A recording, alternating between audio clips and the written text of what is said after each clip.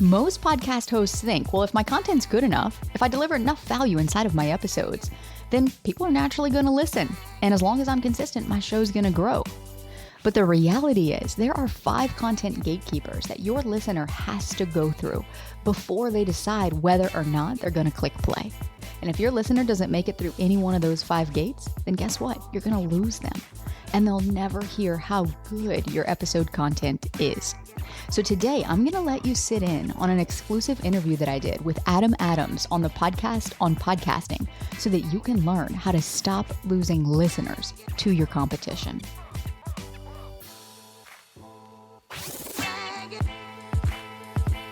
Welcome to Insider Secrets to a Top 100 podcast. I'm your host, Courtney Elmer. Let's make your business bingeworthy. What did you do wrong in that long journey of years of having a podcast? What didn't I do wrong? So much of it, is learning as you go. And truly, that is the beautiful thing about podcasting. It's one of my favorite things is that it's such a flexible medium that allows you to evolve with it, with the industry, with your business. And so looking back at my journey, we launched our show coincidentally 2 weeks before everything shut down for the pandemic.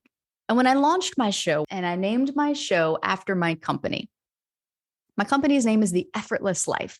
Well, The Effortless Life means a lot to me. And if I were to sit here and share with you what that means and the ethos behind it and the philosophy behind it, you'd go, oh yeah, that sounds awesome. I like that. But to the average person who's scrolling through the podcast apps, particularly in the business space, and they see that podcast, it almost looks kind of out of place. Effortless life. What's this about? Is this about, go and become a Buddhist monk on the side of a mountain? I don't know how this applies to me, right? So we've since evolved the name of the podcast, but that was one of the first things that I realized is that I set that up and it didn't serve me. I didn't know differently, but it was one of those things I looked back and go, oh, okay, I should have put a little more thought into that. So that was out of curiosity, I've got a listener right now who's about to launch a podcast and they probably were already thinking about naming it after their company. I'm like getting into their head with their psychology right now. And I think they're like, yeah, I'll just call it name my business. It's catchy. It works. It means a lot. So what would you say to them? First and foremost, you got to do a deep dive on who your listener is. And when I say deep dive, I don't mean just like tell me who they are, what age they are, what they do for a living. I mean, get to know what are the problems that are keeping them up at night. This gets into the psychology piece. What are they laying at night awake, staring at the ceiling, worrying about? What are their deepest fears? What are their biggest desires? What's the transformation that they want that you can help them achieve with your expertise that you're hoping to help them achieve on your podcast? What is it that they want and what's keeping them from getting it? What are the beliefs they have about themselves that are keeping them stuck, holding them back from being able to achieve that transformation? And there's some other things we look at too when we create what I call a psychographic profile for a listener. You need to have this because your entire show should be built around this, your name especially. Because what's one of the first things someone's going to look at when they're scrolling through a category or typing in a search term? They're going to see the cover art and they're going to see the show name. And if you fail to grab them with the name, they're going to skip your show in favor of others. They'll never even get to the amazing content. They'll never see your description. They'll never see your episode titles. And so your cover art, your show name, and a few other things, I call these the content gatekeepers. And so with your name, if you're listening right now and you're like, yeah, I'm about to launch a podcast. Hold on a second. What? I'm leaning in really a whole lot right now because I want to hear what you have to say about this. Your name, of course, needs to be clear. Please don't be clever. Don't be cute. Don't try to make it something that's just a fun play on words. Effortless life. Yeah. Okay, great. It's all about working less, right? And maximizing your time, creating leverage. But to the average person looking at that, that's not clear to them. So your name has to be clear. Your name should solve a problem for your listener that your podcast addresses whenever possible. And I'll give you an example. We had someone that we worked with who came to us and they were struggling to grow their podcast. And like, look, I've been doing this thing for 2 years. I know that this is the medium that I want to be on. I enjoy it. I like podcasting, but I want to be getting more out of it. I'm tired of just looking at these numbers and seeing 30 downloads, 50 downloads. And the name of the show was Move Forward Anyway. Now, when you got an understanding of who this host was and the work that they do in the world, what this person does is they help professionals take the leap of faith to go after a big dream, whether that's leaving the corporate world and starting a business, maybe writing a book, or some other venture. So when you got that, then it's like, okay, the name kind of makes sense. Move Forward Anyway. It's about moving through your fear and taking this leap and creating an action plan and going after that dream. But to the average person who's scrolling that, they don't know who the host is. They don't know what that show is about. They don't know what the host stands for. So why should they care? So he was losing listeners because the name wasn't grabbing them. So we got into his listener psychology. And we're like, all right, look, what is the biggest fear that your listener's dealing with? And for his particular listener, the biggest thing blocking them from going after that dream was right here, 6 inches between their ears. It was self-doubt. So he renamed his podcast to Stop Doubting Your Dream. And that's a name that better addresses the pain point that his listener is experiencing. Because if someone's scrolling through self-improvement and they're looking through that category and they have a dream that they haven't been able to take action, and they see that, it's likely going to give them pause and maybe create enough intrigue to get them to click. And that's the first step. That's where we have to start. Before we can even hit record and deliver all this amazing content, we got to be able to capture their attention. I've got a few questions. Yeah. First and foremost, I'm going to start with positive psychology and negative psychology. Because I'm more of an advocate for negative psychology. And I've had a lot of people on the show, and I've even had a couple of clients who are like, I will never do that manipulative negative psychology shit. And I just want to ask you, because this did change from positive to negative. It went from move forward anyway, positive, to stop doubting your dream, to the negative, now stop doubting. In some people could say that's positive, but you have to hit the negative. It's like the vitamin. Here's a vitamin. It'll make you feel great. And you're like, hey, I already feel okay. And the last time I took a vitamin, I didn't feel that different. Or here's a Tylenol. You've got a headache. This will make it go away. You're more likely to take the Tylenol when you need it than you will the vitamin. And so I'm curious, since I'm an advocate for the negative psychology, and we're talking a lot about psychology today. Is that part of it, or did I just notice that move forward anyway versus stop doubting your dream? Is that something that you focus on? Yeah, it's definitely part of it. And to your point about positive and negative, I think both have their place. And we have done tons of testing ourselves, our clients, and in looking at what titles perform the best, what show names perform the best, what descriptions perform the best, and seeing how that has an impact on overall listens. And one of the things we've noticed time and again, specifically with episode titles, is the problem-focused titles outperform the transformation or benefit-focused titles. So when we categorize it, we look at problem-focused is the top performer. Problem-focused with a benefit performs second. And then purely benefit-focused, how to increase engagement with your audience, for example. That performs, it's kind of our third performer. Looking at it from a psychology perspective, as humans, we are hardwired to avoid pain. What you said about the Tylenol is so spot on. We don't want to have that headache. We don't want to be in pain. So a lot of times we'll go to great lengths to stop pain, but we won't go to as great of lengths to achieve some sort of desire. We might want the desire, but we won't go as far to get it. And I look at some of the great podcasters out there, Andrew Huberman, who's like top one of all podcasts of all time, right? Everyone loves this guy.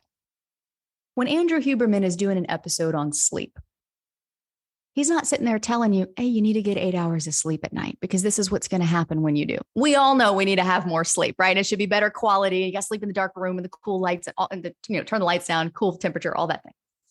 What Andrew's actually doing, if you listen to how he delivers his information, he's actually addressing a very real problem that his listeners have. Because right now, chances are they're listening to that episode because they're not getting enough sleep at night. And that's creating problems in their life that they want to solve. So what he's doing is he's addressing a positive outcome, right? You get more sleep, you're going to be able to feel this way, do this thing, have more energy, be more focused, be more productive. But that's actually, he's positioning it in a way that solves the problems that his listener has. It's very subtle. But a lot of people miss this. And to your point, a lot of people think that, oh, that's just marketing tactics. That's bro marketing. I'm going to just hit the pain so hard and whack you over your head with your own problems. And that's not what I'm advocating. But what I am advocating is playing into the way that our brains are already wired. Your listener is looking through podcasts likely to solve a problem. They're not listening to a marketing podcast to learn how to market better because they are already great at marketing. I agree. We've talked a lot about gatekeepers, keeping the content clear versus clever for your title. Your name should solve a problem, but we want to get more into the psychology. How do we get that person to click play? Courtney, take it away. How do we do that? Because I think we all need to know. I know. How can we get more listens to our show, right? That is the question every podcaster asks. And you mentioned the gatekeepers, and I want to circle back to this because we touched on a couple of them. Your cover art, your show name, but there's a few more. And what I want you to think about is I want you to think about your own user habits. If you're someone who consumes podcasts and you're looking for a new podcast to listen to, what's the first thing you do? Probably either type in a keyword or go to a specific category of interest. And then you start browsing the shows in that category. So there we are with our phone. We're scrolling, right? We're looking. And the first thing that's going to grab our attention is the cover image. The next thing that'll grab our attention is the name. As I mentioned before, if those two things are compelling enough, then maybe we'll click through. And the next thing you're going to read is the description. After that, if that's intriguing enough, you'll probably scroll down and see some of the latest episodes and the topics that they talked about. You'll be looking at the titles. Then you click, you see the show notes, the summary of that episode. And then and only then, if you have made it through all 5 of those content gatekeepers, and if all of them are unconsciously communicating to you along the way that this is an episode that you need to listen to, you'll hit the play button. Okay, so there's 5 gatekeepers. 5 gatekeepers. Cover art, the name of the podcast, the description, the titles, and then the show notes or summary. Yep. All right, keep going. Yes. So most hosts who quit, and the latest statistic is they quit after episode 6. That breaks my heart because most of them quit and conclude that, well, people didn't like the sound of their voice, or maybe their message wasn't as valuable as they thought it was. Or maybe they're not enough of an expert yet. They make it mean something about them that it doesn't actually mean. Because 9 times out of 10, I'm willing to bet their content was just fine. The topic they're talking about, a very real topic that people probably have an interest in, not something super obscure. But what they probably didn't do was communicate to their listener why they should care about that topic. Because again, if we're looking at our own user habits, and let's just use Instagram as an example. How many of us scroll Instagram late at night? And we're just kind of double tapping stuff. Oh, that's funny. Haha, double tap. Scroll past, that doesn't interest me. Scroll past, that doesn't, double tap. And we're moving through content pretty quickly. We're consuming it quickly. But have you ever stopped to think about what actually makes you engage with a piece of content? Was it the image? Was it the title that you saw? Was it the first little snippet of the caption that you read? Was it social proof because 100,000 other people liked this particular video? And so we can apply that to our podcast and say, okay, if these are the 5 content gatekeepers and someone essentially has to enter all through all of these gates before they can get to my content, how can I, at each point in the journey, communicate to my listener why they should care about what I have to say. We first have to sell our listener on what this is going to provide for them, what kind of value this is going to provide, before they will engage with our content and click play.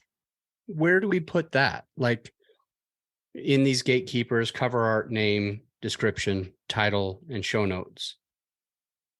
Where do we find the best time to communicate with the listener? Why should they care to listen?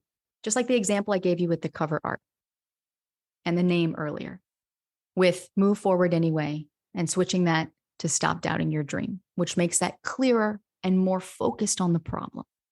That is actually an unconscious piece of communication, because nowhere did you say, hey, this is a great podcast about achieving your dream and I can really help you do this. And we're going to solve the problem of self-doubt, other than in those 4 words in your title.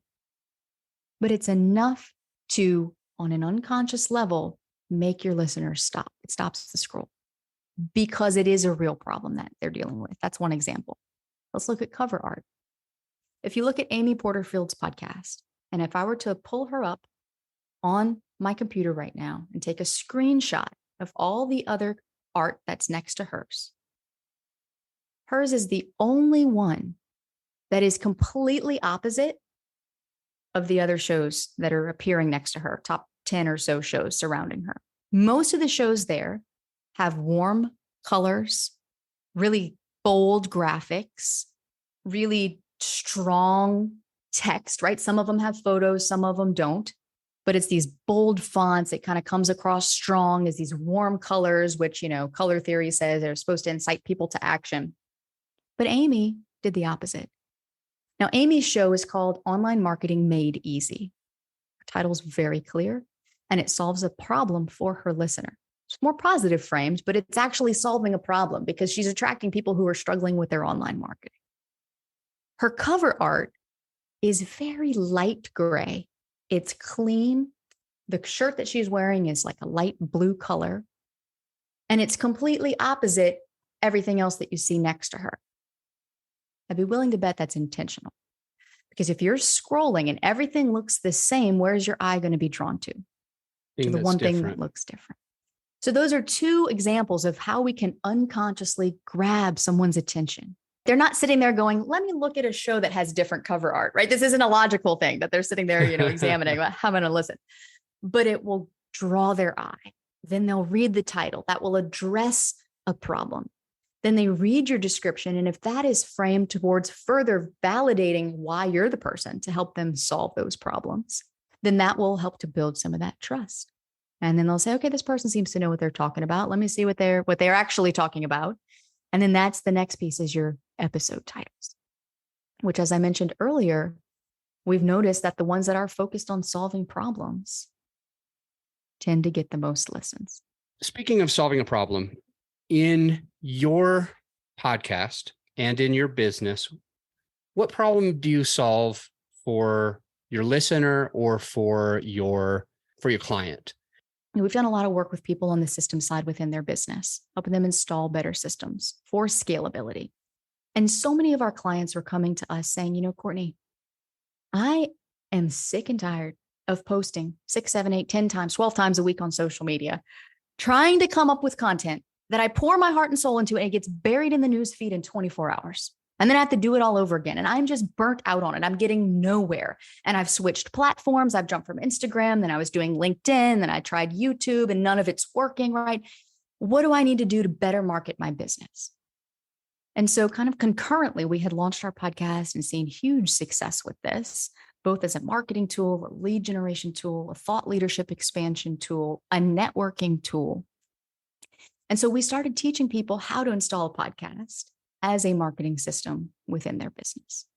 And it serves that same person by solving a very real problem for them, which is, how can I get my message in front of a wider audience, but do it in a way that is aligned with me, who I am, my energetic capacity, so I'm not out there hustling 12 hours a day for leads on Instagram, trying to connect with people and, get my name out there and make a name for myself.